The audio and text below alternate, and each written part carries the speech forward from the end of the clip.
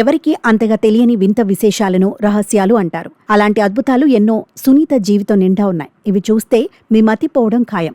1997లో మిలిటరీలో చేరిన సునీత 30 రకాల విమానాలను 3000 గంటలు నడిపిన అనుభవం పొందారు.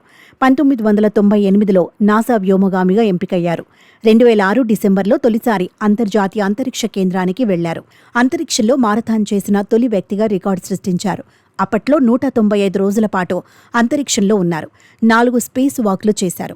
2012లో రెండోసారి, 2024లో మూడోసారి వెళ్లిన సునీత మొత్తంగా ఇప్పటి వరకు 9 సార్లు 62 గంటల 6 నిమిషాల పాటు స్పేస్ వాక్ చేసి అత్యధిక సమయం స్పేస్ వాక్ చేసిన 4వ నాసా వ్యోమగామిగా నిలిచారు.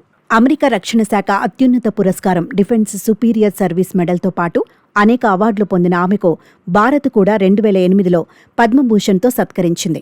సునీత విలియమ్స్ను అమెరికాలో సునీ, స్లోవేనియాలో సోంకా అని పిలుస్తారట.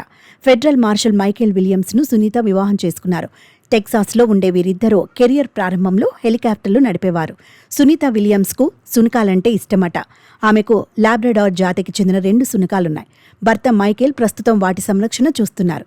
భర్తతో కలిసి వాటిని వెంట పెట్టుకుని బయటకు వెళ్లడం, వర్కౌట్ చేయడం, ఇంటి పనులు చేసుకోవడం, కార్లు, విమానాలు రిపేర్లు చేయడంతో పాటు ఔటింగ్ వెళ్లి ప్రకృతితో గడపడం అంటే సరదా. భూమి మీదకు తిరిగొచ్చాక 2 సునకాలతో సుదీర్ఘ నడకకు వెళ్లడంతో పాటు సముద్రంలో ఈతకు వెళ్లాలని అనుకుంటున్నారట.